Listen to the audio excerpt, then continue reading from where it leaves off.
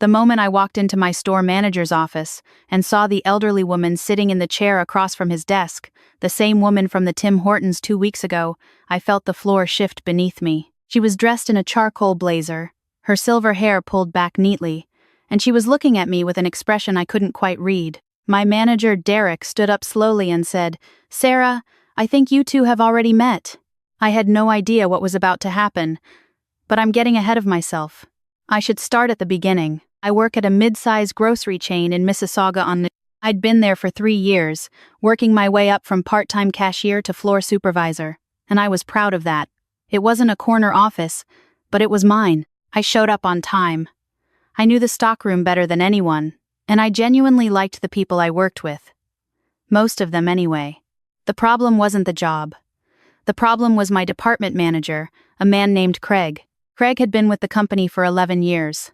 He liked to remind everyone of that fact at least twice a week. He had the kind of authority that came not from being good at his job, but from simply having outlasted everyone else. He micromanaged inventory counts that didn't need managing, took credit for process improvements that weren't his idea, and had a particular talent for making you feel like your best effort was never quite enough. I'd learned to keep my head down around Craig, not because I was afraid of him, but because engaging with him cost energy I didn't have. I came in, I did my job, I went home, I told myself it was fine. That Tuesday morning in late February, I left for work early because there was freezing rain coming down, and the highway was going to be slow. I stopped at the Tim Hortons on Huron, Ontario, the one near the on-ramp I always use. It was just past 7 in the morning, and the place was half empty.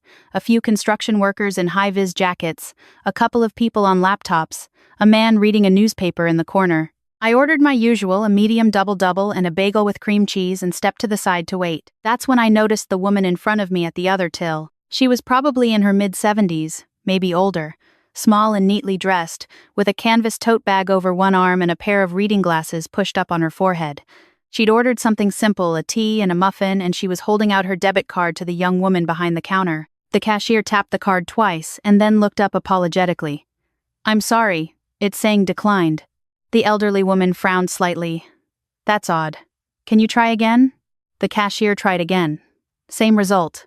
The woman opened her wallet and looked through it carefully. She had some coins, not enough. She checked her card again, as though looking at it harder might change something. A few people behind her shifted. Nothing aggressive, nobody said anything rude, but there was that particular silence that falls over a lineup when something uncomfortable is happening, and everyone is waiting for it to be resolved. I stepped forward and quietly said to the cashier, "I've got it." I tapped my card before either of them could respond. The woman turned to me, surprised. "Oh no, please, you don't have to do that." "It's okay," I said. "It happens to everyone." I smiled at her and then turned back toward the pickup counter, mostly because I didn't want her to feel like she had to say anything more.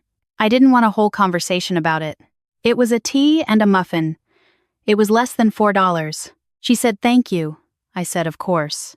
My order came up, I grabbed my coffee and my bagel, and I walked out into the freezing rain and drove to work. I didn't think about it again. That was a mistake, but not in the way you'd expect. Work that week was ordinary, which is to say it was mildly exhausting in the usual ways. We were getting a major seasonal restocking spring items coming in while we were still clearing winter inventory, and the floor was chaotic in that controlled chaos way that actually requires a lot of coordination to maintain. I was running between the stockroom and the floor, managing 2 part-time staff who were new and still learning the system, and trying to keep everything moving without anything falling behind. Craig chose that week to implement what he called a priority audit.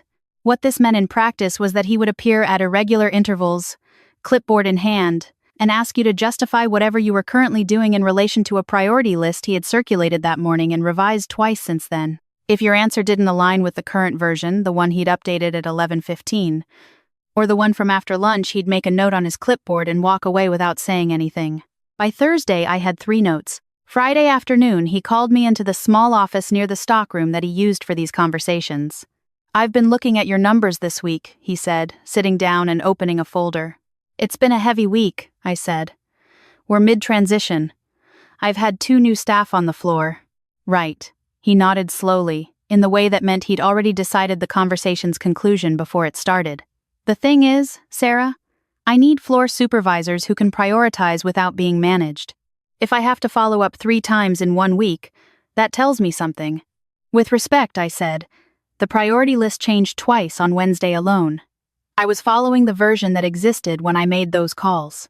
The list reflects real-time needs. I understand that. But real-time decisions made at 11 in the morning shouldn't count against me at 3 in the afternoon based on information I didn't have. Craig closed the folder. He looked at me for a moment with that particular expression, not angry, just quietly certain, and said, "I'm going to recommend that we put you on a performance review cycle. 60 days. We'll reassess after that." I sat very still. A performance review cycle meant documentation. It meant every small mistake would be recorded. It meant that at the end of 60 days, the company would have a paper trail that could justify whatever decision had already been made. I'd seen it happen to 2 other people in the past year. One of them had quit before the 60 days were up. The other had been let go. I said, "Is there anything I can do to address this informally before it goes to that stage?" Craig said, "I think we're already past that." I drove home that night and sat in my apartment for a long time. I wasn't crying. I was just tired in a way that goes deeper than tired. I'd been at that job for 3 years. I'd built something there, or I thought I had. And now it felt like none of that mattered, like the 3 years could be erased by one person with a clipboard and a folder. I called my sister that night. She told me to document everything, keep copies of all communications, and look into whether the union rep could sit in on future meetings. Good advice, all of it. I wrote it down. But I went to sleep that night with the particular weight of someone who knows the system they're working in has already decided, and that being right doesn't necessarily help you. The following Monday, I came in early. Not because I had to, not to impress anyone, just because I knew the spring shipment had an error in one of the pallets I'd caught it Friday evening, but hadn't had time to sort it before my shift ended, and I wanted to fix it before the floor opened. Small things like that had a way of compounding if you left them. I knew the stockroom. I knew where the problem was. It would take me 20 minutes. I was in the back, working through the misrouted pallet, when Derek, the store manager, Craig's boss, came through the stockroom door. He looked slightly startled to see me. "You're in early," he said. "Caught an inventory error Friday," I said. "Easier to fix it before the floor opens." He nodded and kept walking toward the manager's station. I kept working. That was Monday. Wednesday morning, Derek appeared at the end of my aisle while I was doing a floor check and asked if I could come to his office at 2 o'clock. He said it in a normal tone. Easy, like it wasn't anything. But you learn to read tones in a retail environment. I spent the rest of the morning trying not to read too much into it.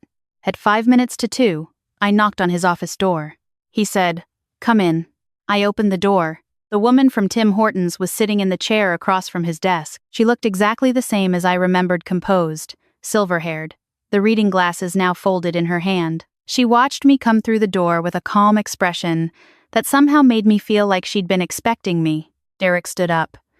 "Sarah, I think you two have already met. This is Margaret Holloway. She's on the board of the parent company.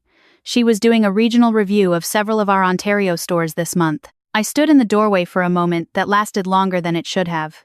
Margaret Holloway. I knew that name. The Holloway Group had acquired our retail chain 4 years ago. There were framed press releases about it in the break room that nobody read anymore. She said, "Please sit down, Sarah." I sat. She said, "I was at your Tim Hortons 2 weeks ago. My wallet had the wrong card in it. I'd switched bags the night before and grabbed the wrong one. It was a small embarrassment. You handled it very kindly." I didn't know what to say, so I said, "It really wasn't anything." "I know you feel that way," she said. "That's actually the part I remember." She went on to explain that she'd been visiting 4 stores in the region that week as part of a quiet operational review, the kind where head office wants to understand what's actually happening on the ground without announcing it in advance. She hadn't been dressed to impress anyone.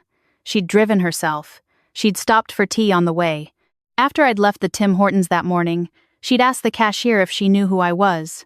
The cashier didn't, but she'd noticed my lanyard, the one with our store's logo that I always forget I'm wearing when I leave work. Margaret had come into the store later that week, just to look around. She'd introduced herself to Derek as a regional auditor, which wasn't untrue. She'd spent an afternoon observing. She'd talked to a few staff members, none of whom had known who they were talking to. "I want to be clear," she said, "that what I'm about to tell you is not a result of what happened at Tim Hortons. That's not how I operate. What I observed on the floor that week stood entirely on its own. I spoke with Derek about it separately. She paused. I also became aware, through those conversations, that you are currently on a performance improvement track recommended by your department manager. I kept my hand still in my lap. I've reviewed the documentation, she said, and I've spoken with Derek about the standards being applied. I want you to know that review has been withdrawn. It won't appear in your file. I exhaled slowly.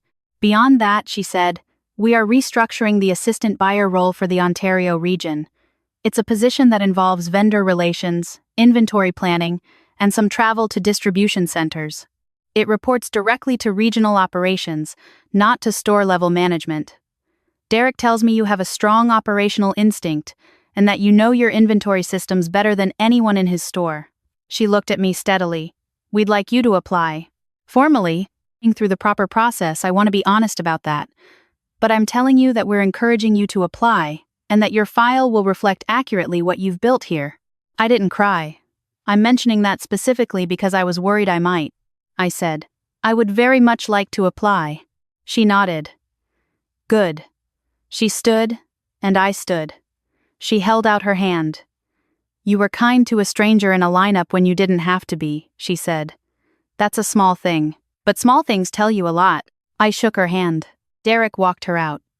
I stood in the office for a moment longer and looked out the window at the parking lot where the last of the February slush was sitting in gray piles along the curb. The freezing rain had been replaced by something tentative and thin, not quite sun, not quite clouds, just light. I thought about something my mother used to say when I was young and frustrated with how slowly things seemed to move in the right direction. She'd say that you can't do good things because you expect them to come back around. You have to do them because they're the right thing to do. And then you let go. I thought about the woman in line in front of me, flustered, quietly mortified, fumbling through her wallet. I thought about how the people behind her had shifted their weight without meaning anything by it, but how that kind of ambient impatience has a weight of its own. I thought about how easy it is to just step forward. Craig was moved to a different department 2 weeks later. The official reason had something to do with restructuring.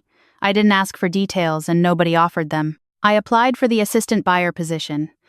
The interview process took 3 weeks and involved 2 panels and a written presentation on a supply chain scenario they gave me 48 hours to prepare. I didn't sleep much those 2 nights, but I didn't panic either. I knew the material. I'd been living it for 3 years in a stockroom in Mississauga, and before that in a part-time cashier job where I'd taught myself how to read inventory movement, because I was curious and it gave me something to think about on slow shifts. I got the call on a Thursday morning. I was in my car in the parking lot of the store, about to start my shift. I sat there for a few minutes after I hung up, watching a couple of Canada geese walk across the far end of the lot with that particular combination of dignity and indifference that geese seem to have perfected. I thought about calling my sister. I thought about calling my mother. I sat quietly for a little while longer instead, just to let it settle. Then I went in and did my shift, because the spring inventory wasn't going to sort itself. I've been in the assistant buyer role for 4 months now. It's harder than my old job in the ways that matter: more decisions, more consequences, more rooms where I'm the youngest person, and I have to make my case with numbers and patience and precision. But it's also the first time I felt like the work I was doing matched the part of my brain that had been waiting to be used. I still stop at that Tim Hortons on Ontario most mornings. I still get the medium double-double. I still forget to take my lanyard off when I leave the building. Last week, there was a man in front of me in the lineup, maybe 40, work boots, tired around the eyes, and his phone died right when he was trying to pull up his payment app. He looked at the cashier with that expression that people get when a small thing becomes one more small thing on top of all the other small things. I stepped forward. I said, "I've got it." He turned to protest, and I shook my head lightly. "It happens to everyone," I said. He said, "Thank you." I said, "Of course." I grabbed my coffee and walked out into the morning. Nobody was watching. That's not the point. The point is that sometimes the right thing to do is very simple, and the only thing required is that you actually do it, not because of what might come back around, not because someone might notice. Just because someone is in a lineup, and they need a hand, and you happen to be standing right there. That's all it was. That's all it needs to be.